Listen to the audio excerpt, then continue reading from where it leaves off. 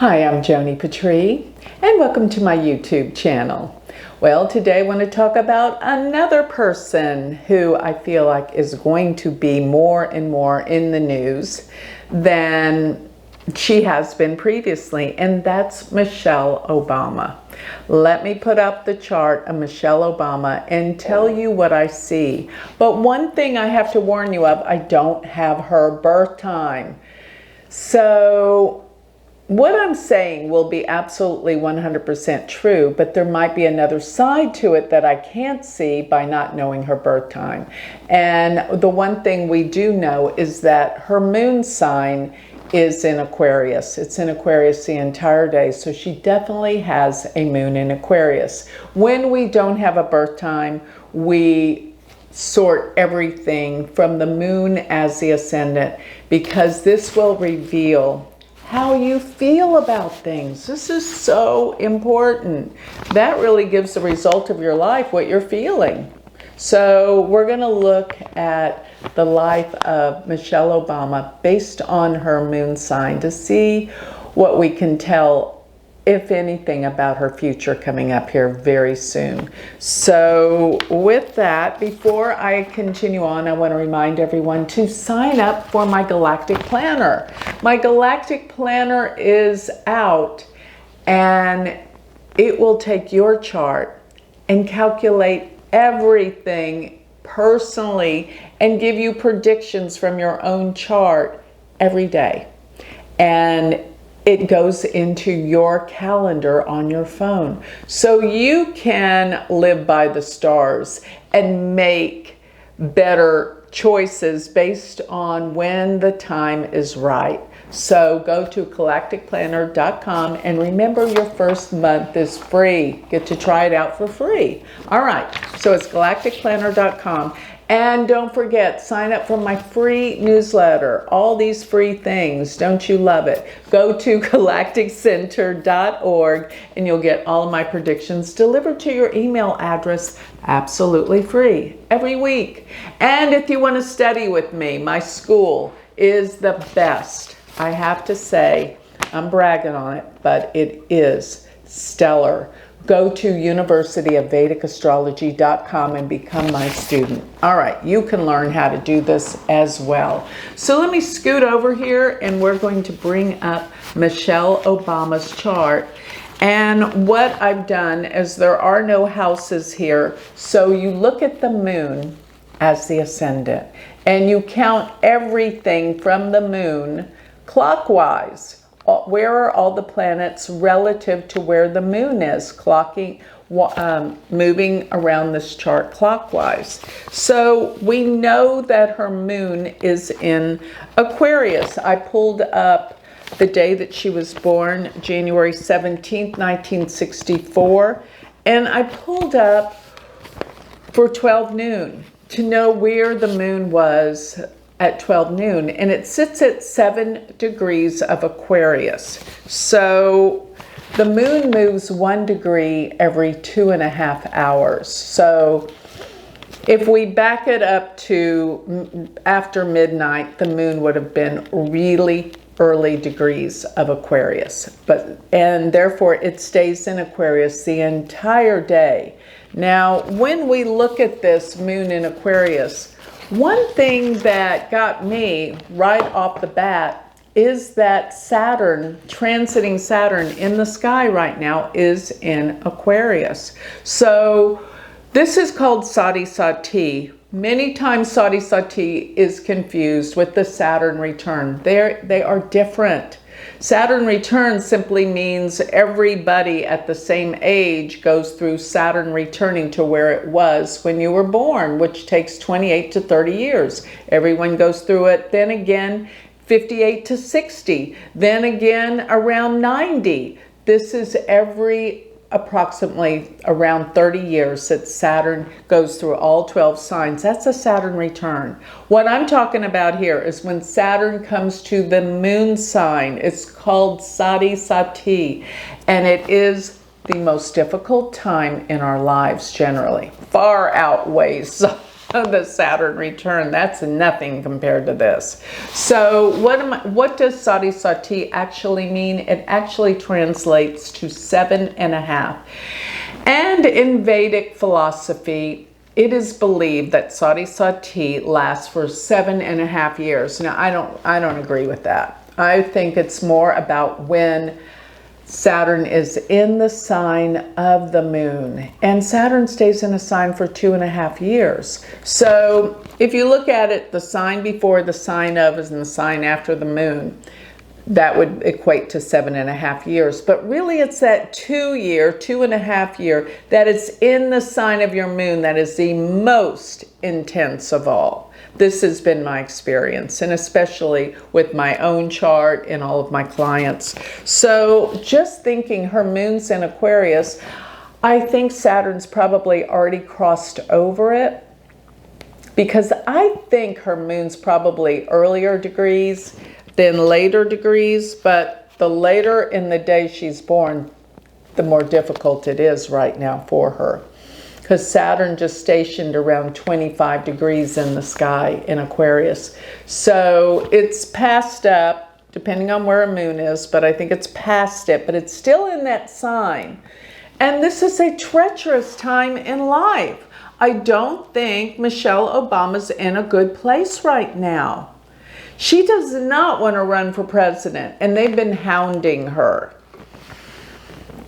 She'd probably be a shoo-in because people like her, and people trust that she knows what she's doing. She's been the president's wife for such a long time. She's familiar with politics. People would feel, the Democrats would feel really comfortable with her being in that position. And like I said, she's well-liked, she's intelligent, she's tough. You know, she has what it takes. Let me put it that way, okay? And it doesn't matter if you like her or not. She has what it takes. You've got to agree with that. So, looking at this, when I look at her chart, though, from the moon, it is so revealing. It's almost embarrassing how much I can see. It really is. Because if you look at her sun, her Mars, and her Saturn, she has them all conjunct in Capricorn. And that Mars-Saturn in Capricorn is so powerful. My God, it is a powerhouse. Because Mars is exalted in this sign, meaning that's its strongest place, because it's in its exaltation sign.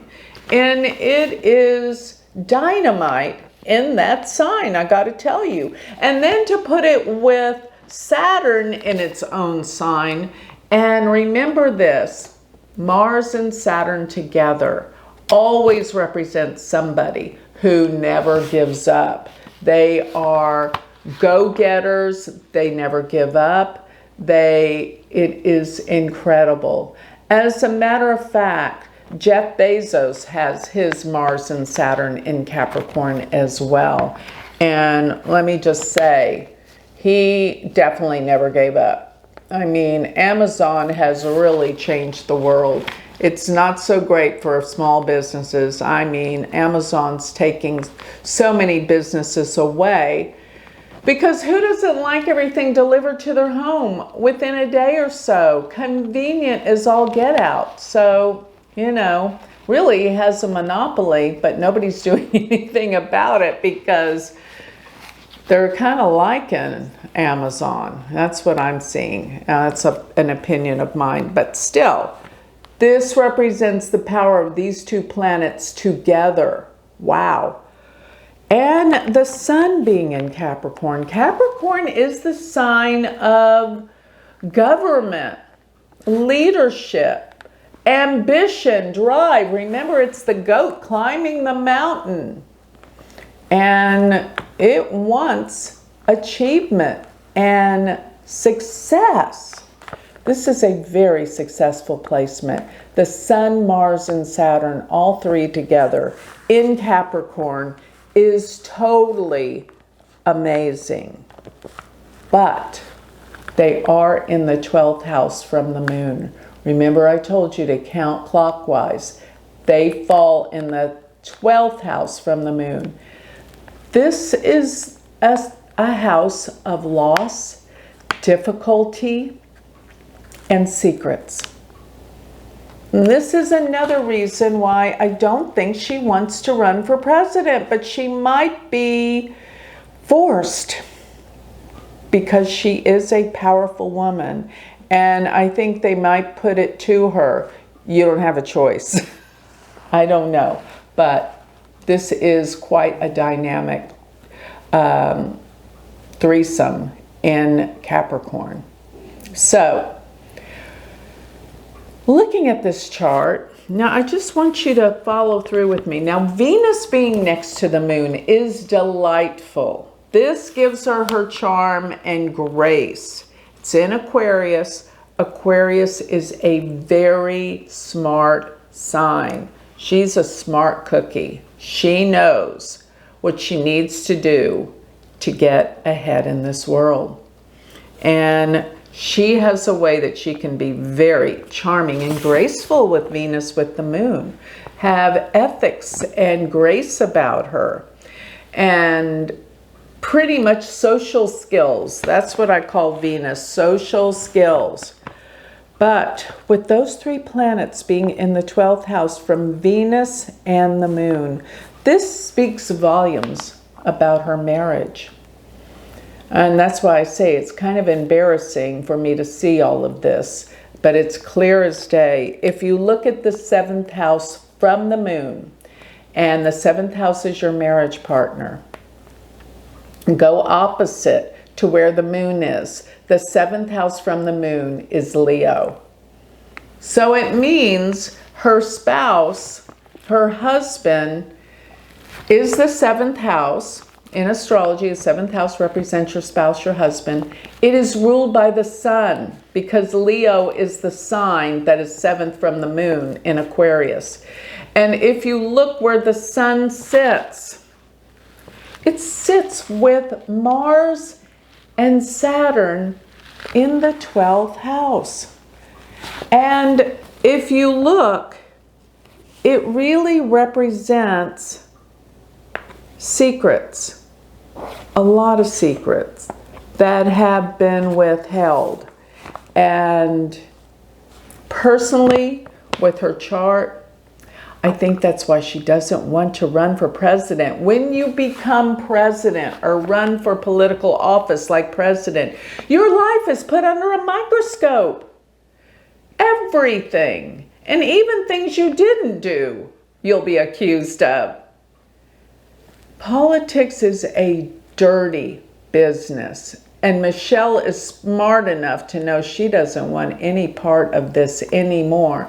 She's living life, enjoying her children, enjoying the wealth, the notoriety, the kingship that they've worked so hard to acquire and become legends in their time. They can go anywhere and get anything they want. Why would she put herself through this torture of being scrutinized and analyzed and criticized? And possibly some things she doesn't want exposed will come out. This is what I'm seeing in her chart. That's why from the moon, I thought she's not going to run. But I don't know her ascendant sign. Let me just say this. If her ascendant happens to be Leo, then she is going to be, railroaded into running for president. And I see her with Gavin Newsom. Gavin Newsom, are you kidding? That is from the political party, nephew of Nancy Pelosi. Let me just say this. If Gavin Newsom doesn't run for president this time, which I think he will, possibly with Michelle,